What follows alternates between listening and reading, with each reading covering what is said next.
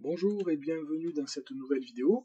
Aujourd'hui, nous allons aborder ensemble les moyens dont vous disposez pour superviser la production de votre centrale photovoltaïque. Alors, ils sont au nombre de deux. Vous avez peut-être le plus connu et celui que vous utilisez le plus, qui est en fait MyEnlighten, l'application d'en face que vous avez téléchargée soit sur votre téléphone ou sur votre ordinateur. Et vous avez un deuxième moyen qui est en fait le contrôle visuel au niveau du boîtier en phase, au travers des 4 LED qui se trouvent sur ce dernier. Donc si on commence par le contrôle visuel sur le bon fonctionnement en fait, et sur ces 4 LED, vous avez un petit pictogramme qui est le nuage qui correspond en fait à la communication réseau, savoir en fait que si l'Envoy S, le coffret en phase, est connecté à Enlighten. Le deuxième pictogramme qui correspond en fait à une sorte de téléphone avec la flèche qui nous indique en fait si votre téléphone est appareillé avec l'Envoy. Un bouton App qui est un bouton d'appareillage. Ce bouton ça permet de permettre l'appareillage de l'Envoy avec l'application, un appareil mobile, votre téléphone, ou bien vous connecter à votre routeur, c'est-à-dire à votre box internet. Le voyant éclair qui correspond en fait, savoir vous indique si les micro-onduleurs fonctionnent bien. Et le dernier, avec les deux flèches inverses, savoir si les micro-onduleurs communiquent avec l'Envoy S. Et pour finir, un bouton ici de recherche des périphériques qui nous permet en fait de scanner l'installation, de savoir le type de micro-onduleur qui est sur l'installation, l'Envoy S, les curelés, voilà, ça permet de faire un check. Donc au niveau de ces voyants et au niveau des significations, donc sur la communication réseau, le petit nuage, si c'est vert fixe, ça veut dire que ça communique avec Enlighten, tout va bien. Si c'est vert clignotant, ça veut dire que c'est en cours de tentative de connexion, c'est-à-dire l'Envoy S essaie de se connecter à Enlighten ou à votre box du fournisseur d'accès. Lorsque c'est orange fixe, ça signifie qu'on est connecté uniquement au réseau local. Alors, cet orange fixe, ça arrive assez fréquemment, et c'est vrai que ça perturbe quand même pas mal les clients qui se disent voilà, mais j'ai un problème, c'est orange, rouge, là, ça fonctionne pas bien. Non, ne vous inquiétez pas, le fait que vous soyez en orange fixe, c'est quelque chose même qui arrive fréquemment dans la journée, voire plusieurs fois, ça signifie uniquement que vous êtes connecté au réseau local, mais ça nuit en rien au bon fonctionnement de la centrale photovoltaïque et de sa production. Par contre, si vous n'avez pas d'éclairage au niveau de la LED, que ce soit vert, clignotante, fixe, orange ou autre, ça signifie qu'on n'a plus de connexion réseau. Ça veut dire donc qu'on a perdu la communication avec la box internet. Alors il peut y avoir plusieurs facteurs, un signal qui est un petit peu faible et variable, un changement de box internet, une mise à jour d'en phase sur l'Envoy S qui a fait sauter l'association entre les deux. Voilà. Donc ça par contre, il faut traiter le problème lorsqu'on a ça, parce que sinon on n'a plus de remontée et vous ne pouvez pas vous connecter avec votre logiciel Enlighten pour superviser la centrale. Mais voilà, mais c'est pas, ça ne nuit en rien à la production de la centrale photovoltaïque. Deuxième icône, c'est tout ce qui est appareillage, appareillage avec la box ou le téléphone directement sur l'Envoy S. La production d'électricité, le petit éclair. Donc lorsque c'est vert fixe, tous les micro-onduleurs produisent de l'énergie. Lorsque ça clignote en vert, ça signifie qu'en fait on est en train de faire une mise à niveau des micro-onduleurs. Lorsque c'est orange fixe, ça signifie qu'un micro-onduleur ne produit pas d'énergie. Un ou plusieurs micro-onduleurs. Donc là, ça veut dire qu'on a un problème sur un micro-onduleur. Ça ne veut pas dire qu'il est en panne ou qu'il ne redémarrera pas, mais en tout cas, il ne produit plus d'énergie pour une raison donnée. Et enfin, lorsqu'il n'y a pas de LED éclairé devant l'éclair, ça signifie que les micro-onduleurs ne produisent pas. Donc, ne produisent pas. Alors, ça peut être dû en fait à la faible luminosité ou à la nuit. Donc, typiquement, si c'est très nuageux ou si c'est la nuit, pas d'inquiétude à avoir. Par contre, si c'est en pleine journée avec un soleil franc, là, il y a un problème, il faut investiguer pour savoir d'où ça vient. Micro-onduleur et la communication avec les deux flèches. Quand c'est vert, tous les micro-onduleurs communiquent. Lorsque c'est vert clignotant, ça recherche les périphériques en cours. Orange fixe, pareil, c'est un signal entre guillemets qui doit vous alerter, où là en fait, ben, ça signifie qu'un ou plusieurs micro-onduleurs ne communiquent pas. Et lorsque c'est pas éclairé, ben, ça signifie qu'ils ne communiquent pas du tout. Donc c'est pareil, hein. Pas d'inquiétude si c'est la nuit ou s'il y a une faible luminosité. Par contre, en journée, il faut se poser la question d'où ça peut provenir. Donc voilà pour les contrôles visuels de votre centrale photovoltaïque, savoir si ça fonctionne correctement ou pas, juste en un coup d'œil au niveau de l'Envoy S. Pour entrer un peu plus en détail derrière, après, ben, vous avez l'application MyILantern qui, elle, vous permet derrière de voir différentes informations.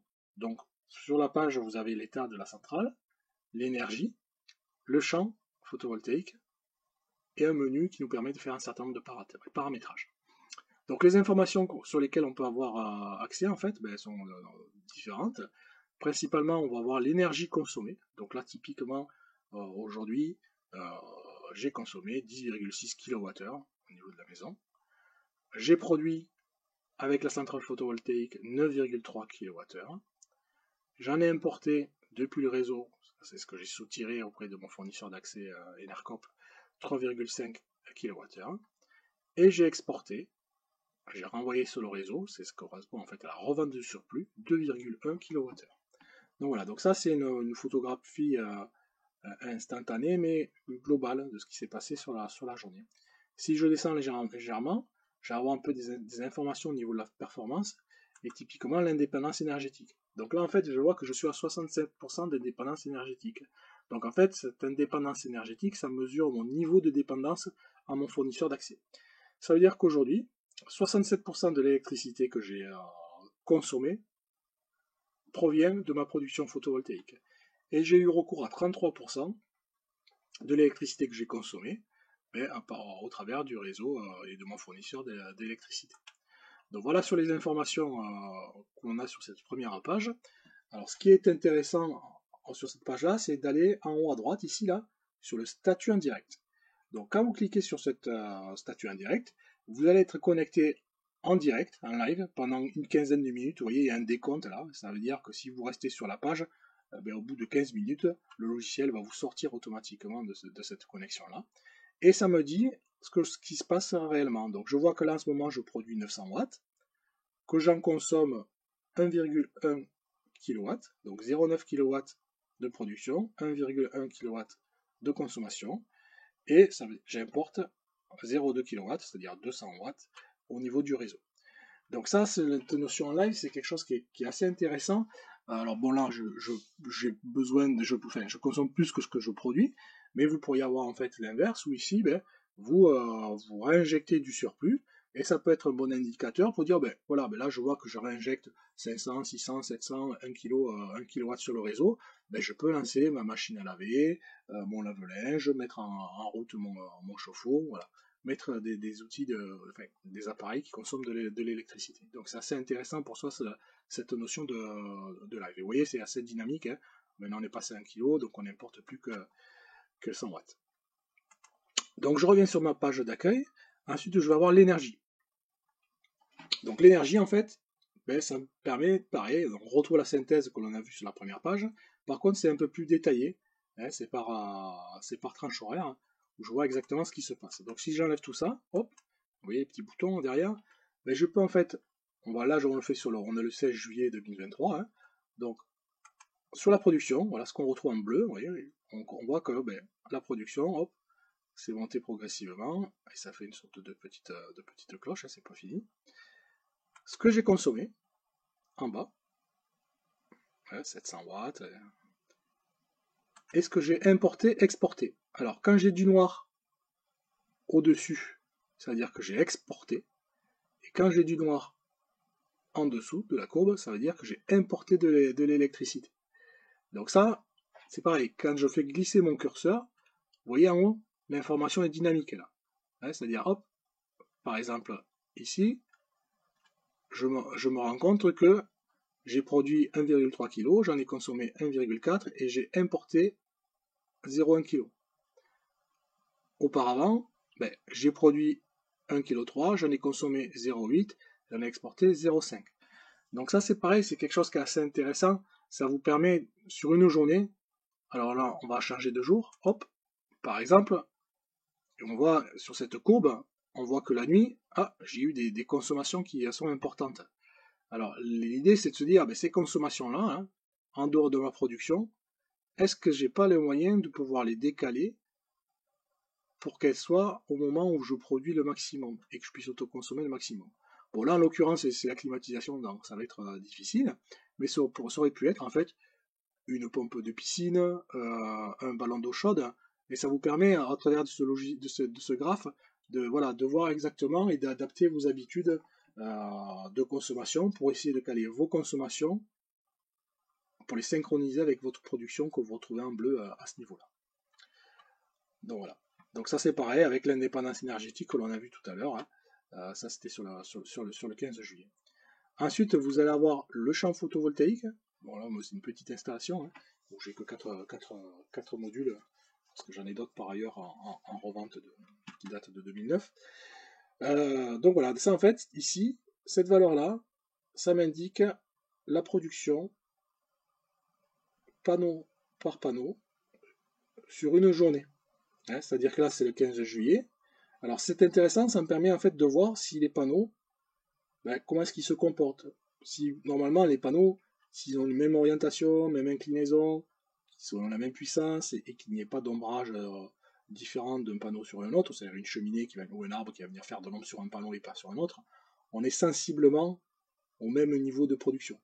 Donc ça, c'est un indicateur, voilà, le jour où vous avez plus de 10%, vous pouvez dire, bon, il y a peut-être un petit problème, il faut qu'on rentre un peu plus dans le détail, surtout si à l'époque, vous n'aviez pas ce delta-là. Donc on peut l'avoir à la journée, au mois, la production, hein, panneau. Voilà.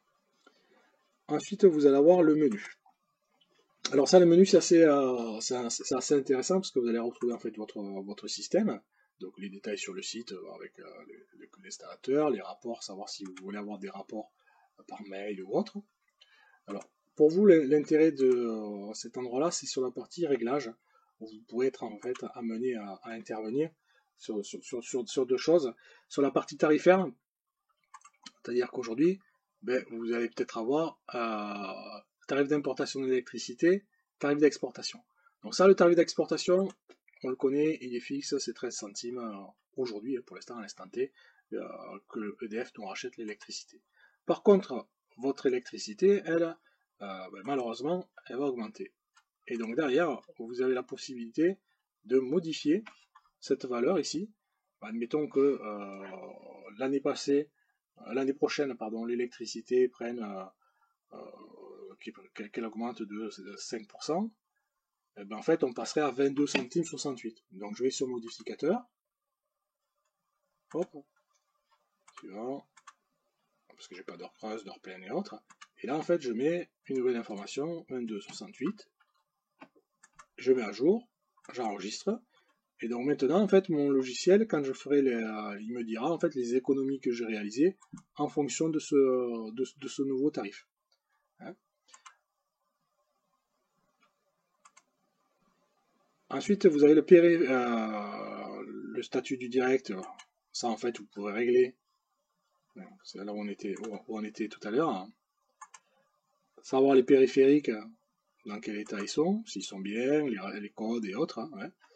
Et le configurateur Wi-Fi. Alors ça, c'est important. C'est-à-dire que le jour où vous avez votre box, souvenez-vous tout à l'heure, quand vous avez en fait ici aucune connexion au réseau, hein, il va falloir reconnecter votre Envoy S à votre box internet. Alors quand vous n'avez aucune connexion au réseau, souvent ce qu'on dit, on peut redémarrer l'Envoy S, la box à côté, pour voir si derrière ça se remet d'équerre tout seul. Ou sinon derrière il va falloir reconfigurer. Et donc en fait vous allez là-dessus, hein, vous cliquez sur la passerelle, configurer le Wi-Fi, et vous suivez derrière la procédure. Donc c'est très très très simple. Il faut s'assurer qu'un passerelle est sous tension. On clique sur le système d'appareillage, on déconnecte les données mobiles de son téléphone, on se connecte au réseau en Wi-Fi avec la passerelle, ici Envoy, et ensuite on clique sur le bouton, tout est détaillé, on configure le Wi-Fi domestique. Alors là je peux pas parce que je suis sur un ordinateur, hein, je suis pas avec mon téléphone, mais voilà, il vous donne toute la marche à suivre derrière pour vous reconnecter.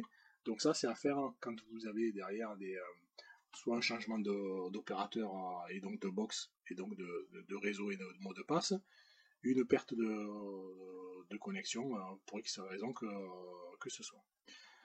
Donc voilà, sur la partie menu, principalement, les deux choses, ça va être changer le tarif et éventuellement remodifier la connexion. Et après, vous avez une assistance où vous avez la passerelle ne gère pas de rapport. Vous allez là-dessus, ça va vous amener sur le site d'Enphase en vous expliquant en fait la marche à suivre et comment est-ce que vous pouvez vous dépanner et vous déconnecter là-dessus. Pareil, il y a des foires en question où vous pouvez voir en fait ce qui vous explique un peu plus dans le détail et essaye de répondre aux différentes questions. Donc voilà au niveau des deux systèmes qui vous permettent de superviser le bon fonctionnement de votre centrale photovoltaïque. Écoutez, j'espère que cette vidéo vous permettra d'y voir un peu plus clair sur les moyens qui sont à votre disposition et je vous souhaite une bonne fin de journée.